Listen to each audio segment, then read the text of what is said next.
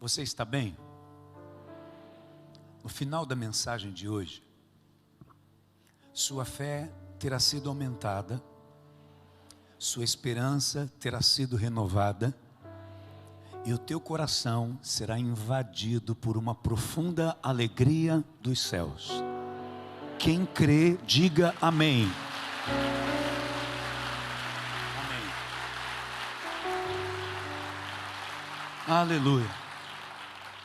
Então agora, feche teus olhos e diga comigo: Senhor da minha vida, a tua palavra é o alimento que eu preciso.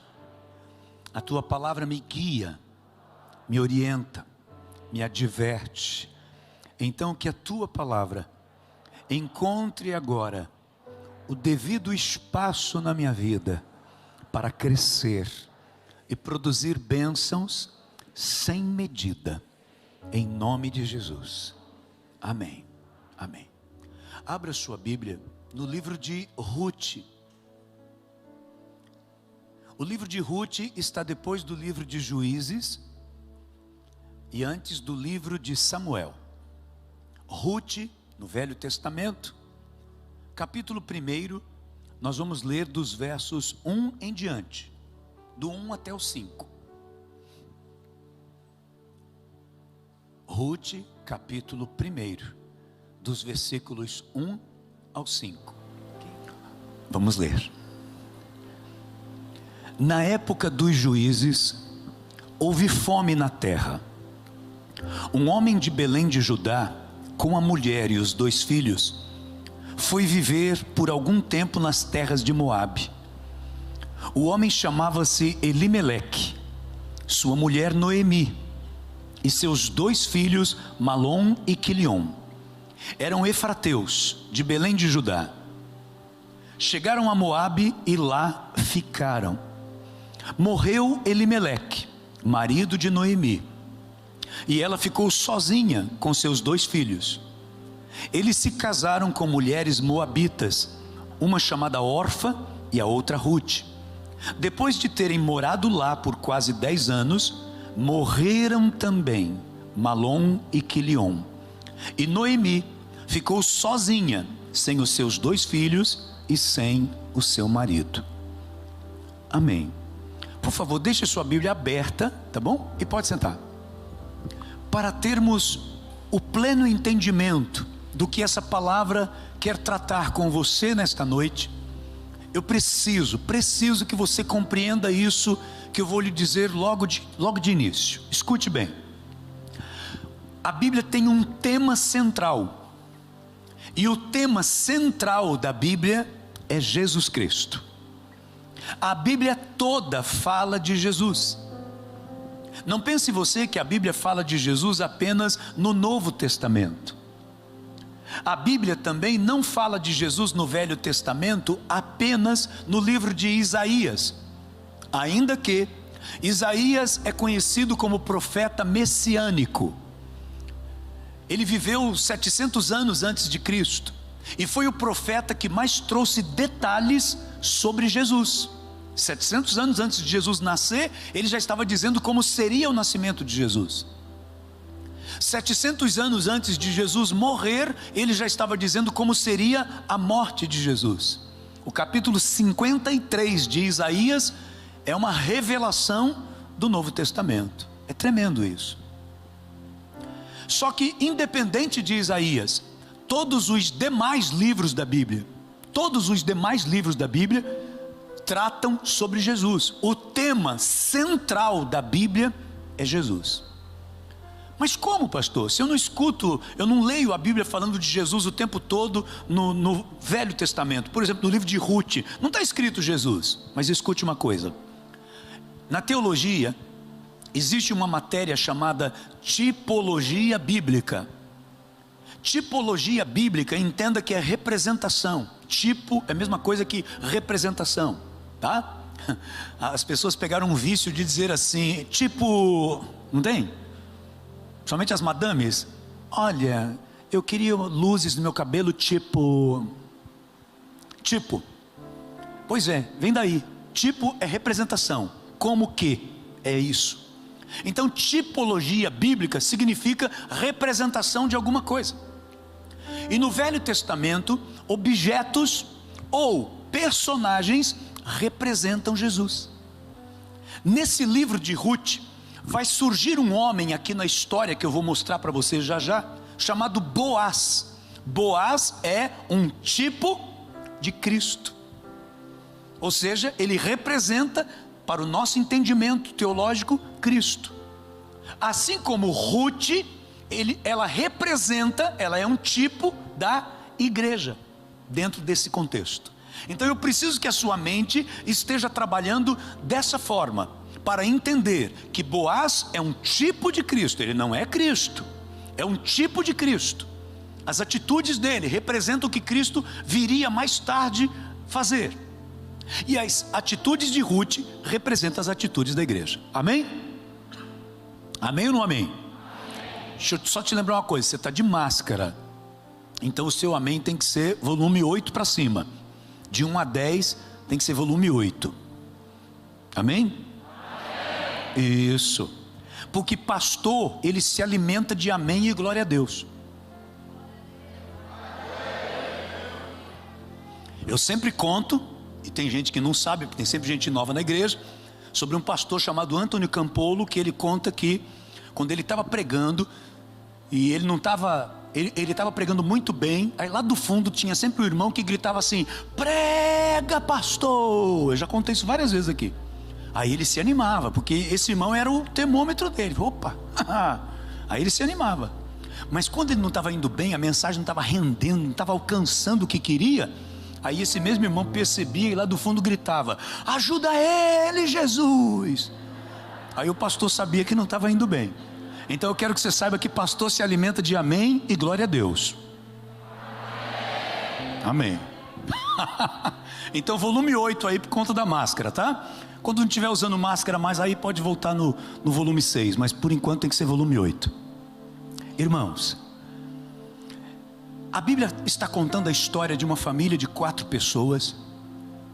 Eles eram efrateus, portanto eles eram da tribo de Efraim e moravam em Belém. Belém, Beth-Helém, casa do pão, que ficava ou fica aproximadamente 15 a 20 quilômetros de distância da cidade de Jerusalém. Uma grande fome tomou conta daquela região, e eles tiveram que sair dali e ir procurar um local mais próspero para sobreviver. E eles saíram dali e foram para Moabe. Moabe, os moabitas, eram inimigos bipolares do povo de Israel. Eu digo bipolares porque raras vezes eles estavam assim até do lado do povo de Israel, ou pelo menos imparciais, mas de repente se juntavam com outros inimigos para lutar contra o povo de Israel. Era um povo meio bipolar. E foi exatamente neste lugar que esta família de 4 pessoas foram morar. Elimeleque, sua esposa Noemi e os seus filhos Malom e Quilion. Depois de um tempo que eles estavam lá, Elimeleque morreu. Perder um patriarca era algo terrível. O patriarca, o pai da família, ele era o chefe da casa, ele era o provedor da família, ele era o sábio, ele era o que tomava decisões e ele era inclusive o sacerdote da casa. Quando essa pessoa morre, o chão foge. Mas, para que não fosse uma desgraça total, essa mulher pelo menos tinha 2 filhos homens, Malom e Quilion. E agora eles se casam com 2 moabitas, portanto 2 estrangeiras, 2 mulheres que não tinham os costumes que eles tinham, não tinham o Deus que eles tinham. 2 moabitas, eles se casam com ela, uma chamada Orfa e a outra chamada Ruth. Mas infelizmente, depois de 10 anos que eles estão ali, eles morrem. Se aquelas 2 soubessem significados de nomes, elas já estariam esperando por isso. Sabe por quê? Malom significa adoentado, e Quilion significa debilitado.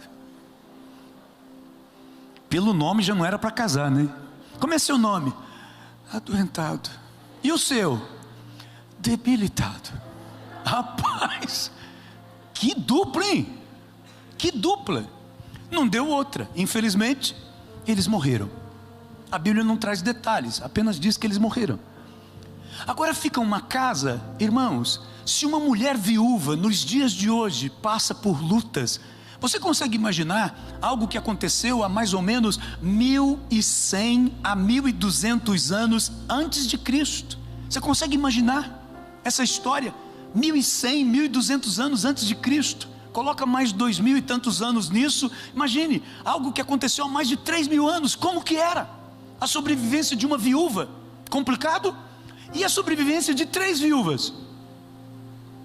3 mulheres dentro de uma casa, as 3 viúvas. Então Noemi ouve dizer que Deus estava abençoando novamente a sua terra, a sua cidade, seu país, e ela resolve voltar para Belém.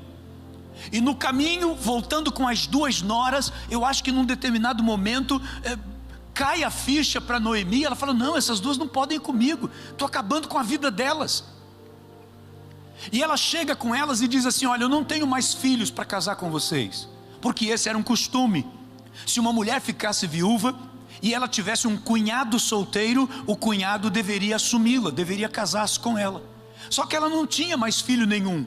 Ela chegou a dizer assim: ainda que eu volte a me casar e tenha filhos, não vai dar tempo dessa criança crescer para ser marido de uma de vocês. Vocês estão liberadas, volte para a casa dos pais de vocês. Não é justo que vocês possam ir comigo agora para uma terra estranha, onde vocês não têm conhecimento do nosso costume, do nosso Deus, de nada. Volte para casa. Mas elas não queriam voltar. Interessante, o nome Noemi significa amável, significa agradável. Aquela mulher com certeza tinha se tornado como se fosse uma mãe para aquelas 2.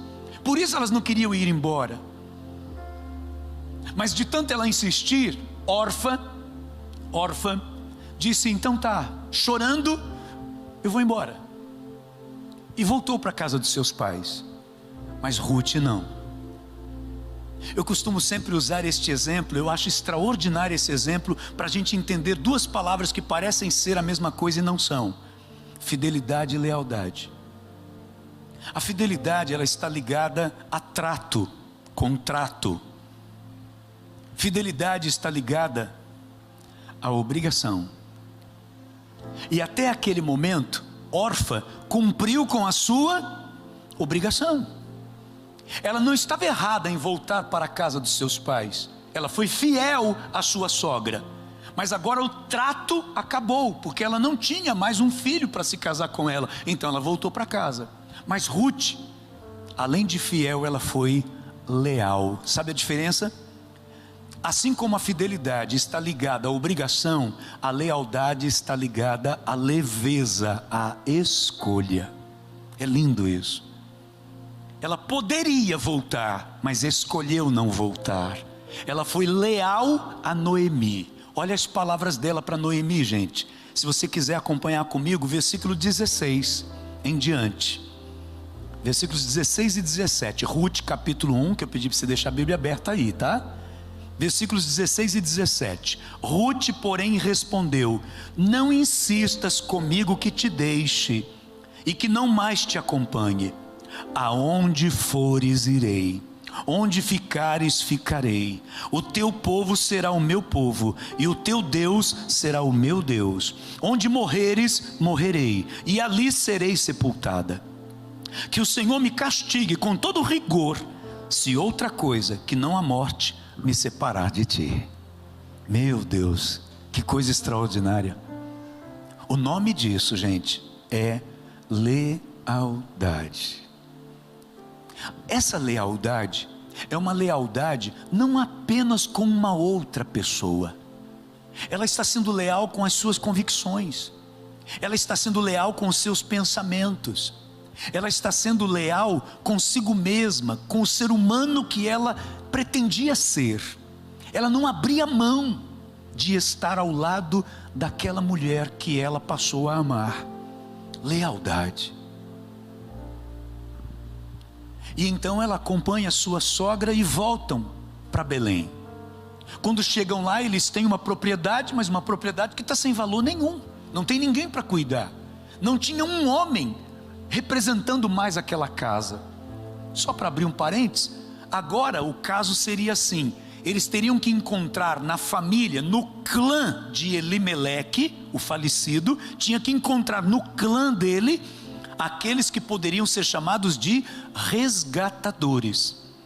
Um homem da família, parente de Elimeleque, que quisesse resgatar, que quisesse agora ficar com toda a fazenda, mas também com todas as obrigações, de cuidar das viúvas, por exemplo. Essa era a questão. Voltaram então, e quando chegam lá, não tinham o que comer. Ainda que houvesse prosperidade na terra, não tinha prosperidade para elas. Não tinha mais um homem para trabalhar na casa. Mulher não tinha trabalho, a não ser a proposta de Ruth: minha sogra, eu vou encontrar uma lavoura e vou trabalhar na colheita.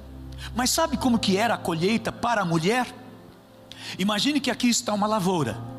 Então os ceifeiros, eles iam trabalhando, eles iam colhendo, e as mulheres vinham atrás, apanhando só as espigas que caíssem dos feixes que os ceifeiros tinham feito. Elas não podiam trabalhar na colheita junto com os homens. Agora diga assim comigo: Deus é tremendo. Em Levítico, no capítulo 19, no versículo 9 em diante, olha uma lei que Deus estabeleceu. Se você tem essa terra aqui como sua lavoura para a colheita, você não pode colher na terra toda. Você tem que deixar de colher. Você não pode colher na divisa da sua terra. Aqui a terra é de outro, aqui a terra é sua. Nessa divisa você não pode colher. Você tem que deixar isso aqui tudo sem colher. Segundo, você não pode voltar pela segunda vez na colheita. Você vem aqui colhendo, caiu, o que caiu ficou. Você não pode voltar, nem apanhar na hora e nem terminar a colheita e depois vir para fazer uma segunda colheita. Você não pode. Sabe por quê? Aquilo que ficasse no chão e aquilo que ficasse na divisa da sua terra, na fronteira da sua terra, era para os estrangeiros e para os necessitados. Deus é maravilhoso, né? Pensa em tudo. Por isso que Noemi foi procurar uma lavoura onde estivesse acontecendo uma colheita, porque ela cumpria os dois requisitos. Ela era estrangeira e ela era necessitada. Então ela ia seguindo os homens, e à medida que eles fossem passando por ali e deixando cair espigas, ela ia pegando, mas na colheita em si ela não podia trabalhar. E ela foi. E a Bíblia nos diz assim, no capítulo 2, versículos 1 em diante, vai repetir isso que eu acabei de te contar. Diz assim, ó: Noemi tinha um parente por parte do marido, era um homem rico e influente, pertencia ao clã de Elimeleque e chamava-se Boaz. Lembrando que Boaz para nós aqui é um tipo de Cristo. Ruth, que é um tipo da igreja. A moabita disse a Noemi: vou recolher espigas no campo daquele que me permitir. Vá, minha filha, respondeu Noemi. Então ela foi e começou a recolher espigas atrás dos ceifeiros. Entendeu por que é atrás? Atrás dos ceifeiros. Agora começam as coisas que eu acho fantástico na Bíblia. Casualmente entrou justo na parte da plantação que pertencia a Boaz, que era do clã de Elimeleque. Casualmente, a Bíblia está sendo até um pouco irônica comigo e com você. Não é casualmente, irmãos. Tem coisa que acontece na sua vida que você acha que é casualmente. Não é casualmente, não é coincidência. Deus planejou todo o cuidado com você. Toda a proteção sobre a sua vida, ela é planejada, cuidada, preparada por Deus. Casualmente, ela foi parar, aí a Bíblia diz, justo nas terras que pertenciam a Boaz. Quem era Boaz? Lembra que eu falei do resgatador? Boaz era um dos caras que poderia resgatá-la. era um dos caras que poderia ficar com a fazenda, que poderia cuidar das viúvas, que poderia se casar com elas, se fosse o caso, se ele escolhesse, se ele decidisse. Ele tinha esse direito, porque ele era da família de Elimeleque, o falecido, o sogro dela que faleceu. Foi justo na terra dele, com tantas terras, justo na terra dele ela foi parar. É assim que Deus faz na sua vida. Te coloca em lugares, você fala, nossa, que coisa nada, meu irmão. Deus sempre esteve cuidando de você. Aí, o versículo 4 diz assim, olha de novo, eu sou apaixonado por essas coisas, ó, olha só, naquele exato momento, olha isso, naquele exato momento, casualmente ela vai parar nas terras do cara, e agora, naquele exato momento, Boaz chegou de Belém, saudou os ceifeiros, o Senhor esteja com vocês. Eles responderam, o Senhor te abençoe. Boaz perguntou ao capataz dos ceifeiros, a quem pertence aquela moça? Aquela moça era mais uma no meio de tantas outras pessoas que estavam ali. Tudo bem que o significado do nome Ruth é beleza, beleza, formosura, mas com certeza ela não era a única moça bonita. Sabe o que isso representa? Você pode estar no meio de uma multidão, os olhos do Senhor estão sobre a sua vida, o Senhor te enxerga, o Senhor te vê, porque Ele só pode cuidar daquilo que Ele vê, daquilo que Ele enxerga. Ele vê você, o Senhor enxerga você, Ele conhece suas dores, seus lamentos, conhece seus acertos, conhece os seus erros. Ele sabe como você está nessa fase da sua vida agora.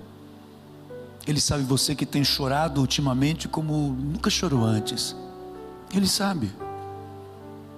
Sabe quando você não está bem e não sabe o porquê? Deus sabe. Deus sabe o que está acontecendo com você. Ele te entende melhor do que você mesmo. Ele te entende.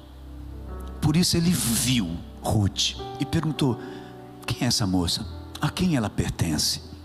Olha a resposta que o capataz deu a ele. O capataz respondeu, é uma moabita que voltou de Moabe com Noemi. Ela me pediu que a deixasse recolher e juntar espigas entre os feixes após os ceifeiros. Ela chegou cedo e está em pé até agora, só sentou-se um pouco no abrigo. Disse então Boaz a Ruth. Aqui começa um momento extraordinário. É a primeira conversa desses dois. Ouça bem, minha filha, não vá colher noutra lavoura, nem se afaste daqui, fique com minhas servas. Gente, é tão rico de lição, que a gente tem que tomar cuidado, senão a gente vai até o ano que vem falando disso aqui, verdade?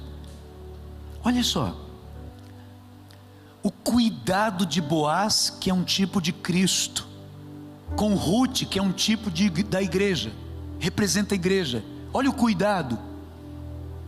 Não se afaste, não se afaste das outras servas, não se afaste dos seus irmãos, não se afaste da congregação. É aqui que eu vou cuidar de vocês. Essa é a palavra do Senhor. Não se afaste, não se isole. Você vai correr perigo indo para outros lugares. Não vá para outra lavoura procurar colheita. É aqui que eu vou cuidar de você.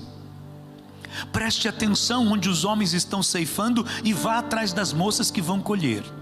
Darei ordem aos rapazes para que não toquem em você. Cuidado, cuidado, atenção, proteção. Quando tiver sede, beba da água dos potes que os rapazes encheram. O Senhor vai matar a tua sede sempre, meu irmão. Agora vem uma parte tremenda. Ela inclinou-se e, prostrada com o rosto em terra, exclamou: por que achei favor aos seus olhos, ao ponto de o Senhor se importar comigo, uma estrangeira? Nós também éramos estrangeiros. Nós não tínhamos conhecimento das coisas de Deus. Nós éramos estrangeiros para Deus. A primeira vez que eu me lembro, que eu tenho lembrança de que alguém falou de Jesus para mim, eu tinha mais ou menos 12 anos de idade. E eu me lembro perfeitamente. Eu sou capaz de descrever a roupa da moça que falou de Jesus para mim. Eu atravessei a rua, e quando eu atravessei a rua e pisei na calçada, bem numa esquina, uma moça veio ao meu encontro. Ela estava com uma saia comprida, azul clara, toda de, sabe, de pregas, né? Tem outro nome que dá para aquilo ali. Prensada, né? Prissada, é isso aí. A saia era desse jeito. Uma blusinha, uma camisa, né? Uma blusinha assim, estampadinha, com florzinhas assim, cabelão comprido. Entregou um folheto para mim e falou assim: Jesus quer ter um encontro com você. E eu com 12 anos, muito ousado, falei assim: diga para ele que hoje eu não posso. Kkkk. Eu era um estrangeiro. Eu não tinha conhecimento das coisas de Deus. Você deve ter feito coisas semelhantes, talvez não com 12, quem sabe até há pouco tempo atrás. Você falou mal de pregadores, falou mal de pastor, falou mal de igreja. Quem sabe você zombou do povo cristão. Quem sabe você passou na frente de igreja e riu muito.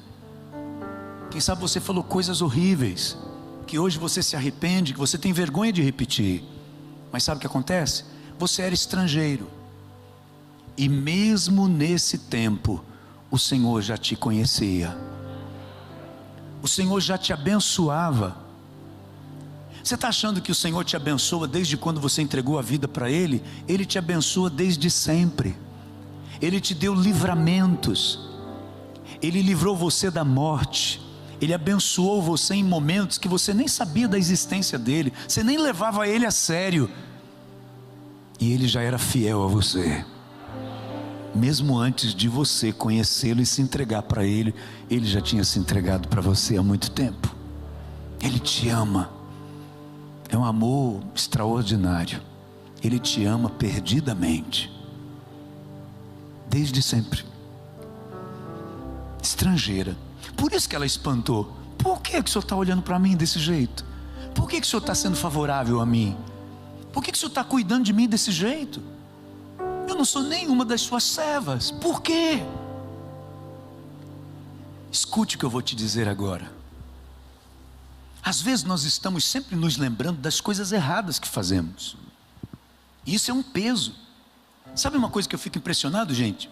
Até quando a gente vê o favor de Deus sobre a nossa vida, a gente se constrange diante do favor de Deus, e a gente se diminui de um tanto, que ao invés de ser gostoso é ruim.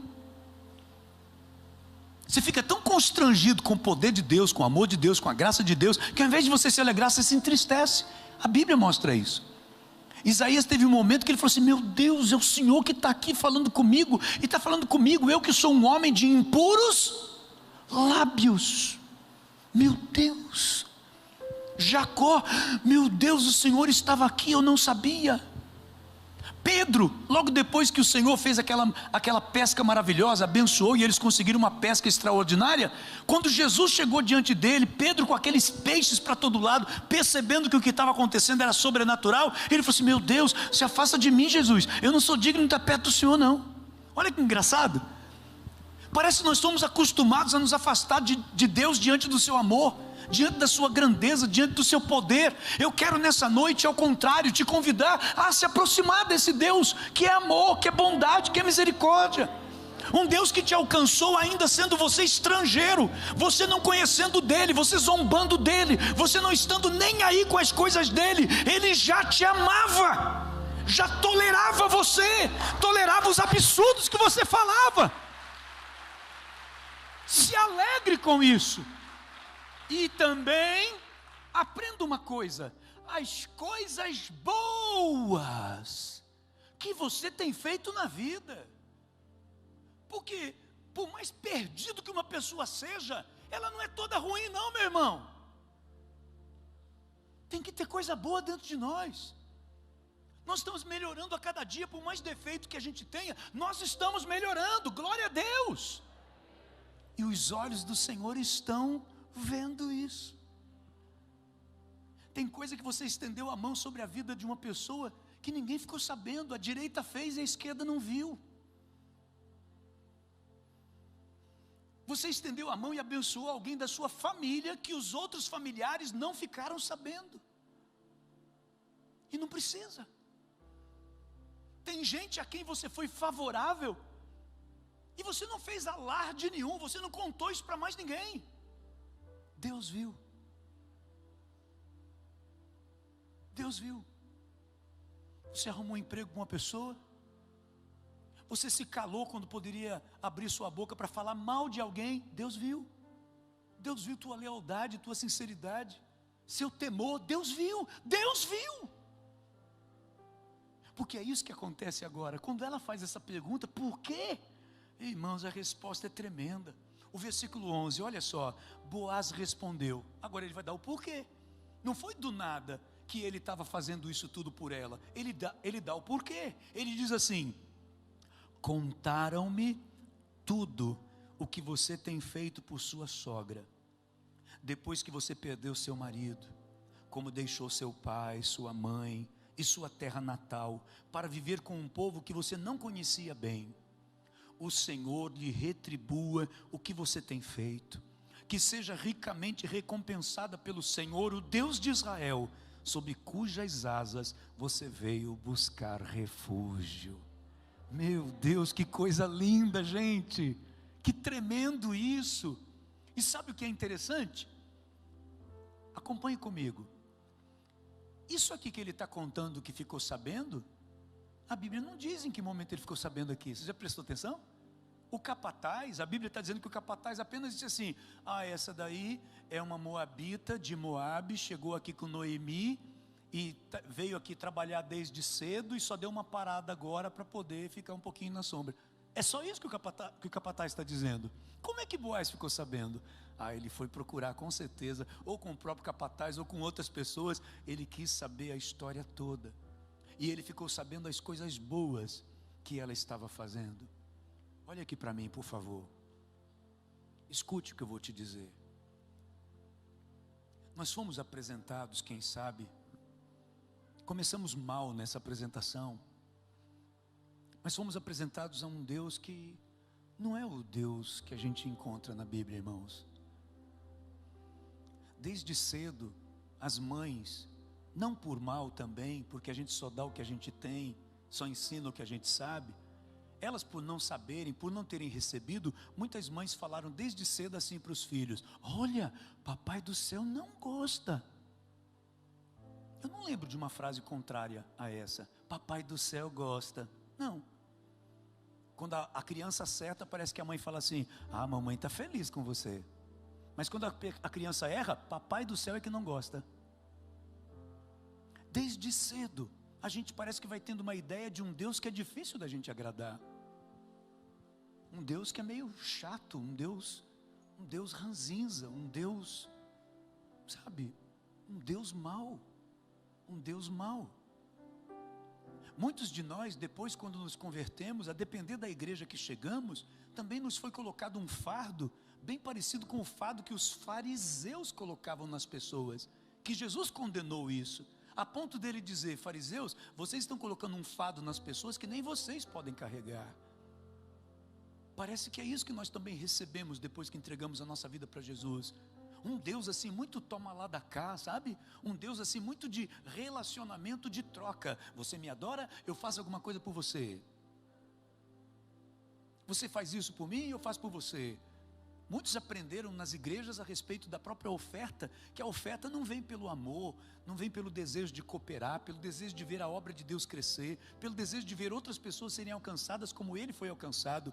Ela vem na base da barganha. Se você der, você vai receber. Se você não der, Deus vai tomar de você. A mão de Deus vai pesar sobre a sua vida. Outros, para colaborar com isso, ainda começam a compor músicas que parece que tem crente que é doido, gente. Tem crente que é maluco, é psicopata. Porque tem crente que ele tem prazer em música que fala assim: e Deus vai pegar o teu inimigo, e vai abrir o ventre dele, e vai arrancar um braço, e vai furar os olhos. Aí o crente gosta: oh glória, é isso, horrenda coisa cai nas mãos do Deus vivo, oh glória, estou no fogo, estou no poder. Mas é um poder para destruir a vida dos outros.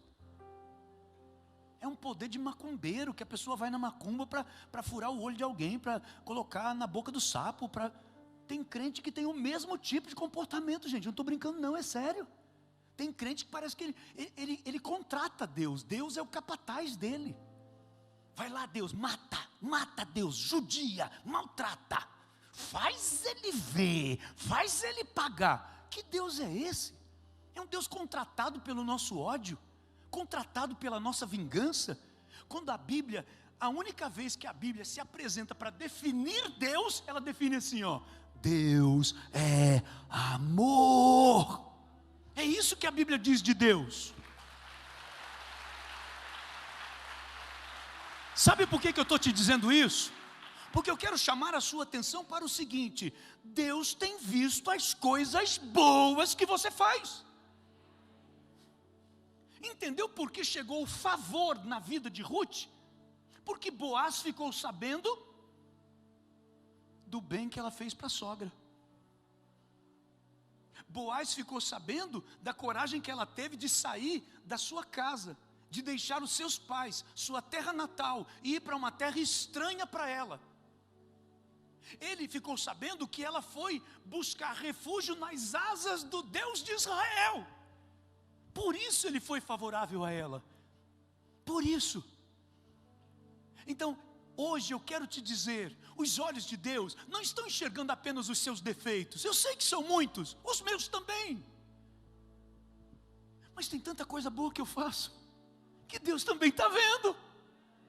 Tem muita coisa boa que você faz, tem muita gente que você já ajudou, tem gente que chegou com você e disse assim: ei fulano, deixa eu te falar, você salvou minha vida. Teve gente que já disse isso para você. Você acha que isso é o quê aos olhos de Deus? Deus olha para você e se orgulha. Então para de se sentir, sabe? Entenda o valor que você tem aos olhos de Deus. Deus conhece o teu coração. Deus sabe a manteiga derretida que você é por trás dessa cara feia que às vezes você faz para todo mundo. Deus sabe. Não adianta, com Deus não tem tipo. Com Deus não tem representação como nós estamos fazendo aqui com a Bíblia. Não tem. Com Deus é o real. Só assim que funciona com Deus. Então Boaz, ele está dizendo por quê.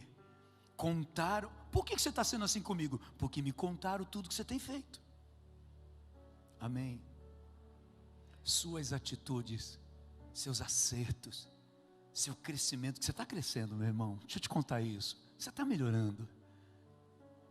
É isso aí que faz com que o Senhor olhe para você e decida honrar você. Isso traz alegria no teu coração? Saber disso traz ou não traz alegria? Quando eu estava preparando essa mensagem, eu olhei para isso, trouxe alegria para o meu coração. Assim como trouxe para o coração de Ruth. Porque olha a resposta dela no versículo 13. E disse ela: continue eu a ser bem acolhida, meu Senhor. O Senhor me deu ânimo. Eu falei que isso ia acontecer no final da mensagem. Sua fé ia ser renovada, sua esperança renovada. Amém? Olha aqui, ó. Continue eu a ser bem acolhida, meu Senhor. O Senhor me deu ânimo e encorajou sua serva. E eu sequer sou uma de suas servas. Agora vem minha parte preferida. Já é o final da mensagem. Preste bem atenção, nem pisque, preste bem atenção. Na hora da refeição, Boaz lhe disse: venha cá. Olha o tratamento. Pegue um pedaço de pão e molhe-o no vinagre. Para nós isso aqui é um nada, né? Aquilo era o máximo. Quando ela se sentou, olha isso, junto aos ceifeiros, ele a colocou num lugar de honra, colocou a estrangeira, a necessitada, a mulher, para se sentar junto com os trabalhadores. O Senhor quer, Ele deseja, Ele tem prazer em honrar você. O Senhor quer te colocar entre os considerados grandes, onde você trabalha, por onde você anda. O Senhor quer destacar você. Acredite nisso. Um dos primeiros poderosos chamados de Deus na Bíblia foi com Abraão, no capítulo 12. E ele disse para Abraão: eu vou fazer você famoso. O Senhor quer honrar você. Eu quero que você diga isso assim de boca cheia: o Senhor quer me honrar. Já pensou? Deus, o Senhor, Ele quer honrar você. Meu Deus, que coisa tremenda isso. Quando ela se sentou junto aos ceifeiros, Boaz lhe ofereceu grãos tostados. Isso era assim o suprassumo da comida. Grãos tostados. Ela comeu até ficar satisfeita e ainda sobrou. A bichinha devia estar varada, né? No Pará eles falam broca. Estava brocada, morrendo de fome. Pronto, é isso. Ela comeu até se fartar. Quando ela se levantou para recolher espigas, aqui começa a última lição. Boaz deu estas ordens a seus servos: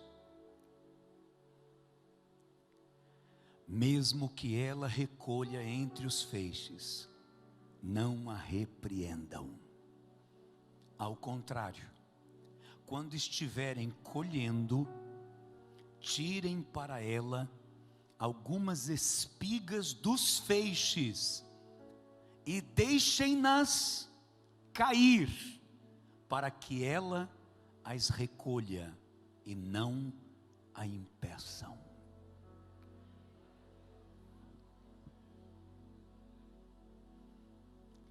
Meus amados, o normal do Senhor tratando com os seus empregados: não me deixe cair uma espiga, porque caiu, perdeu. Você não pode apanhar mais. Está lembrado que eu expliquei? A recomendação com certeza era essa: não percam espigas. Boaz chega com estes ceifeiros e diz: deixem cair de propósito espigas, como quem não quer nada, vão deixando cair. Caiu. Vão deixando cair. E aí vem Ruth, catando espiga que não acabava mais, e pensando: esses homens estão com a mão furada. Como é que pode, rapaz? Não para de cair espiga. Que hoje é meu dia. E foi pegando espiga, e foi pegando espiga, pegando espiga. Quando você lê o final da história, ela volta para casa, gente, com muitas espigas. Ela volta com uma colheita extraordinária, muito maior do que a dos próprios homens, e muito mais fácil. Ela só foi recolhendo o que tinha caído pelo chão, sem saber o que estava acontecendo. Mas estas espigas que caíam pelo chão era resultado de uma ordem dada por Boaz, por conta de tudo que ela já tinha feito. Tem uma frase que costumam postar na internet, tem muita coisa boba, besta que postam, mas de vez em quando acertam, e essa é uma das que acertaram: nunca foi sorte, sempre foi Deus.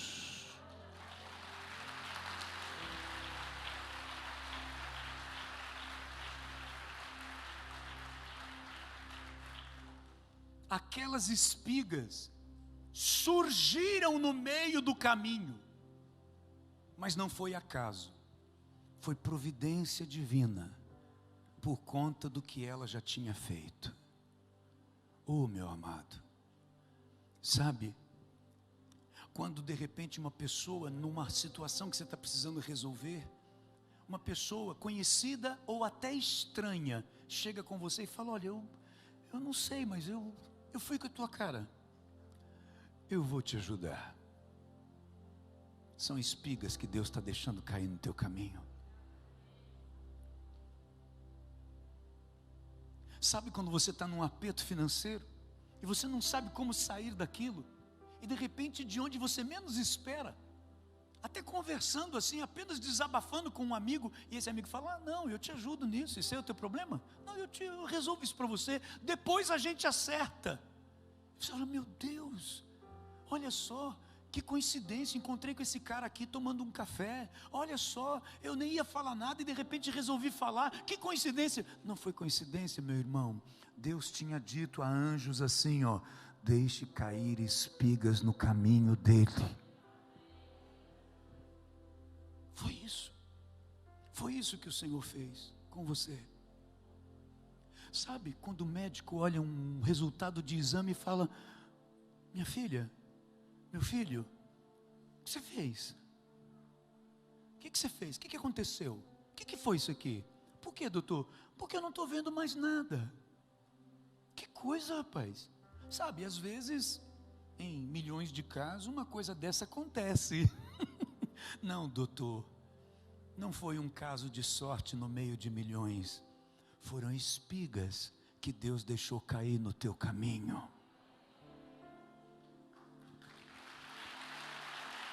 Entenda isso. Nossa, essa pessoa nunca mais me ligou. Hoje me ligou, do nada. Não foi do nada. Essa pessoa que te ligou foram espigas que Deus colocou no teu caminho. Mas essas espigas são resultados da tua lealdade lá atrás, de quando você estendeu a mão para alguém e ninguém viu, de quando você tirou uma pessoa da lama e você não contou para ninguém, quando você foi instrumento de Deus para salvar uma pessoa, ninguém viu, Deus viu. Deus viu. E é por isso que as espigas estão sendo colocadas no teu caminho.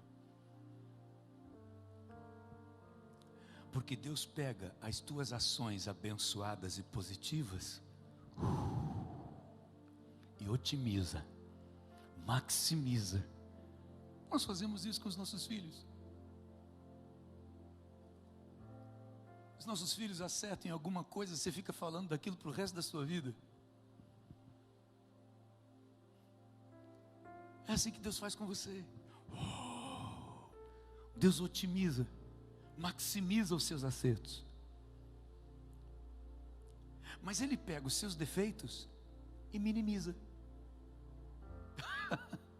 Por quê? Porque tem dois segredos aí. Um é a misericórdia, e o outro é a graça, favor que nós não merecemos.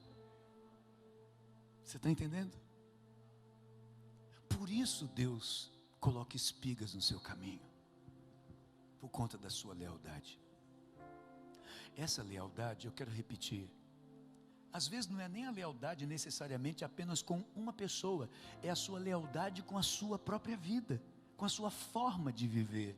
Você é leal a você, você é leal aos seus princípios, você é leal aos seus valores, você é leal ao Deus que te chamou, ao Deus que te comprou, você é leal à mudança que começou a acontecer na sua vida e que não pode parar pelo meio do caminho.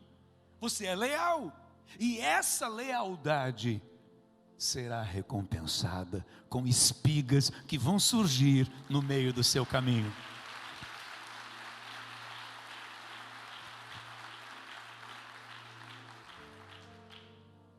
Então, não se preocupe com a colheita, apenas se preocupe com a lealdade. Fica em pé no seu lugar.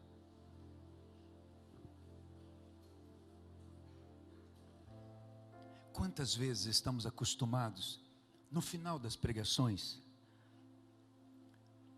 por mais que nos sintamos abraçados pelo Senhor, também nos sentimos diminuídos pelo confronto com os nossos erros. Não é assim? Somos confrontados pelos nossos erros. Aquele constrangimento que eu falei agora há pouco. Eu quero que hoje seja diferente. Eu vou pedir para você fechar os seus olhos agora. E eu quero que você se esforce para pensar em atitudes das quais você sente orgulho de ter tido. Eu quero que você pare para pensar em pessoas que chegaram com você e te agradeceram porque você foi um instrumento poderoso na vida delas. Eu quero que você pare para pensar em vezes que você estendeu a mão para alguém. Eu não quero que você pense isso de forma solta, não, tem que ter nome, tem que ter ocasião. Eu quero que você se lembre exatamente como foi. Alguém a quem você estendeu a mão e você abençoou a vida dessa pessoa, e você não ficou contando vantagem por isso, você não ficou procurando glória a si mesmo, você não ficou contando para os outros. Fica uma coisa só sua, que você está lembrando agora porque eu estou te provocando a pensar. Eu quero que você lembre disso. Eu quero que você se lembre do melhor de você.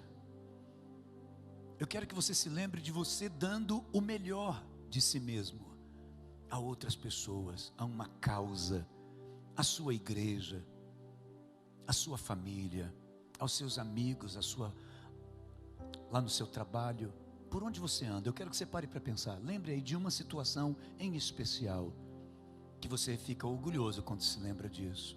Eu quero que você pense nisso. Eu quero que você se lembre disso, por favor. Eu quero que você se lembre disso, por favor. Em nome de Jesus. Pense nisso. E sinta orgulho.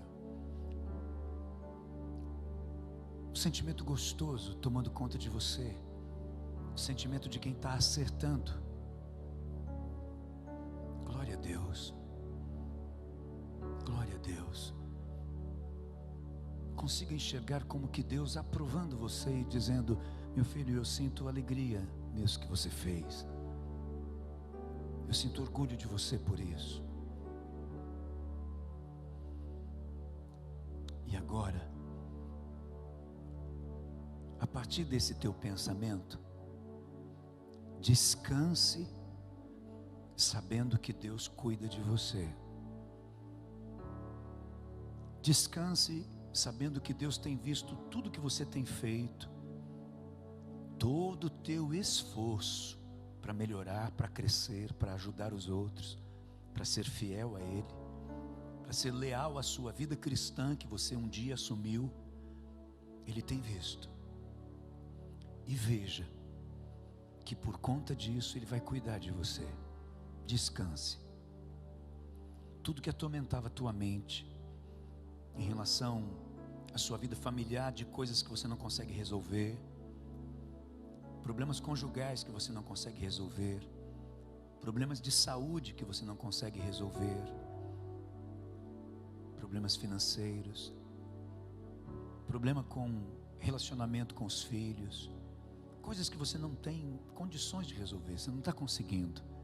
Eu quero que você descanse, lembrando que o Deus que viu você acertando é o Deus que está cuidando de você, porque Ele te conhece, Ele sabe do teu coração, Ele cuida de você. Então descanse. Descanse, porque as espigas vão surgir no teu caminho, porque Ele já deu ordem aos ceifeiros para deixar cair no teu caminho. Deus cuida de mim, na sombra das suas asas, Deus cuida de mim. Eu amo a sua casa e não ando sozinho, não estou sozinho, pois sei, Deus cuida de mim.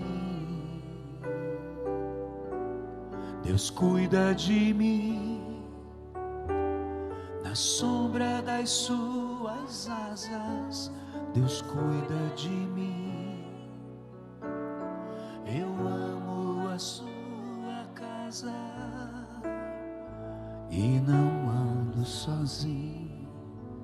Não estou sozinho, pois sei, Deus cuida de Senhor, que neste momento, Pai, venha refrigério para a alma dos teus filhos, uma paz que talvez há muito tempo esta pessoa não consegue sentir na vida, possa invadir o coração dela, trazendo uma paz espetacular, diante de toda e qualquer luta, desafios, problemas, dúvidas, seja o que for, diante de tudo isso, haja paz, que é o primeiro sinal de quem tem fé, é o primeiro sinal de quem sabe de quem está esperando, que é poderoso, cumpridor da sua promessa, para fazer tudo, muito mais do que pedimos e do que possamos imaginar. Que haja neste momento paz. Acabe, meu Deus, com esta aflição no coração desta pessoa em relação ao resultado de alguma coisa. O resultado será o melhor de Deus para a vida daqueles que o amam. É nisso que cremos, em nome de Jesus, para a glória do teu nome. Haja paz. Haja também, ó Deus, dentro dessa paz, a real possibilidade de uma única preocupação: continuar dando o nosso melhor, para termos uma vida de verdade relevante, uma vida que faça a diferença, uma vida que não é vivida com um fim em si mesmo, mas uma vida que de fato reproduz vida em outras vidas. Que seja assim a nossa maneira de viver, abençoando pessoas, com o nosso conhecimento, com o talento particular que cada um recebeu de Ti, com a sabedoria que foi adquirida inclusive pelos tombos, pelas quedas na vida. Que em nome de Jesus, uma palavra de ordem dentro do nosso coração seja abençoar, compartilhar, se doar em nome de Jesus. Porque no momento em que o Senhor encontrar isso em nós, não há o menor motivo para que a gente se preocupe com a colheita. As espigas vão aparecer diante dos nossos pés. Em nome de Jesus, que os teus filhos descansem nessa palavra. E como eu havia dito, de forma profética no início dessa mensagem, eu te peço, meu Pai, como falei em teu nome, que o Senhor faça se cumprir agora, que a fé em cada coração tenha sido aumentada, que a esperança tenha sido renovada, que cada um dos teus filhos esteja verdadeiramente fortalecidos para viver de uma forma relevante, de uma forma que faça a diferença no ambiente onde estiver. Que hoje mesmo, quando chegar em casa, diante daqueles que não puderam estar aqui, ou que não costumam estar neste lugar, ou amanhã no local onde essa pessoa trabalha, estuda, por onde ela anda, que alguém possa olhar e comentar: você está diferente. Em nome de Jesus, que possam perceber no semblante dos teus filhos uma grande e especial mudança e diferença, de alguém que tenha certeza que está vivendo de forma que agrade primeiramente o teu coração, Senhor. Em nome de Jesus, que espigas continuem sendo derramadas no caminho dos teus filhos. Amém e amém. Amém. Que Deus te abençoe, que Deus te guarde, que Deus te use como instrumento especial e poderoso para abençoar a vida de muitas outras pessoas. Viva de forma relevante, que as suas histórias não sejam mais apenas histórias solos. eu. Mas que você possa colocar nós na sua história. Eu, no nome de Jesus. Amém.